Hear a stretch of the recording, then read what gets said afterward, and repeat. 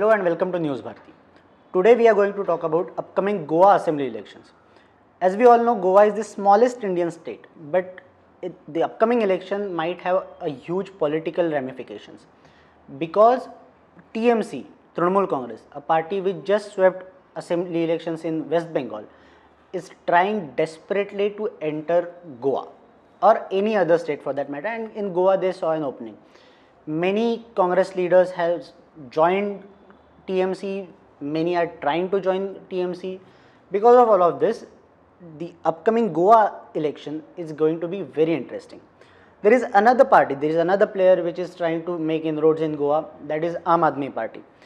We heard a lot about Aam Aadmi Party getting a lot of momentum, getting many seats perhaps in 2017, but that did not really happen. Now we are hearing that there is a lot of groundswell for Aam Aadmi Party.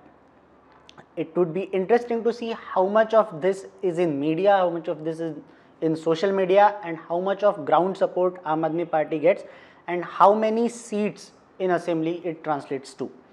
Now, as we all know, Goa, Bharatiya Janata Party, BJP is the ruling party in Goa. BJP and Congress have been ruling Goa for many years now. In 2017, BJP only got 12 seats. You need 21 seats in Goa to have a majority because there are 40 seats in Goa Assembly in total. BJP, as I said, BJP got 12, Congress had 17. Even with that number, Congress could not form a government. BJP leadership sent then BJP stalwart, even he is today BJP stalwart, but Nitin Gadkari to Goa. Nitin Gadkari formed a sort of a grand alliance in Goa, but they had only one condition for that particular alliance to be formed, which was that we want Manohar Parrikar back in Goa as a chief minister. Then we all know Manohar Parrikar went back to Goa, he became chief minister. Unfortunately, because of cancer, he passed away during his tenure. Then new chief minister came to power, which was Pramod Sawant, again from BJP, because BJP had sufficient numbers to form a government. What happened after that is quite interesting because 10 out of 15 MLAs in Congress party, which were there 15, it had been brought down to 15 from 17, as I said. But because that 10 out of 15 is a very interesting number, because if 2/3 of your MLAs defect, then their membership does not disqualify.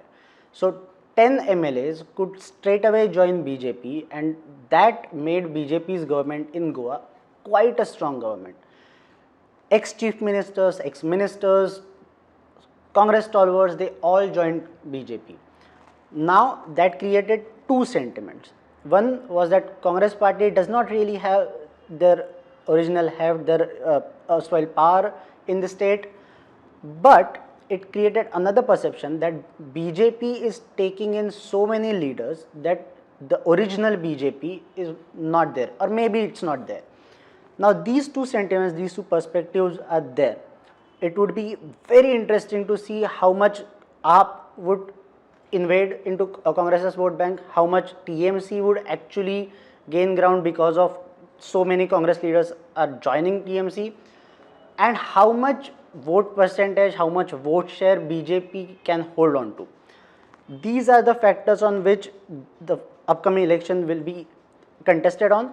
But one thing, the psephological term for that is that index of opposition unity is quite low in Goa because Aam Aadmi Party, Congress Party and TMC, they are all contesting against the BJP. So all anti-incumbency vote is getting divided into three factions. It has never happened before. It has literally never happened before. It has always been a BJP state or a Congress state. So there has always been only one primary opposition party. Other parties did get 1 seat, 2 seat, 3 seats, but that was all. For the first time, three big political parties of India are trying to get at least opposition space, and they are trying to win Goa Assembly election. That would perhaps make BJP's performance and BJP's victory maybe quite easier than it would have been otherwise.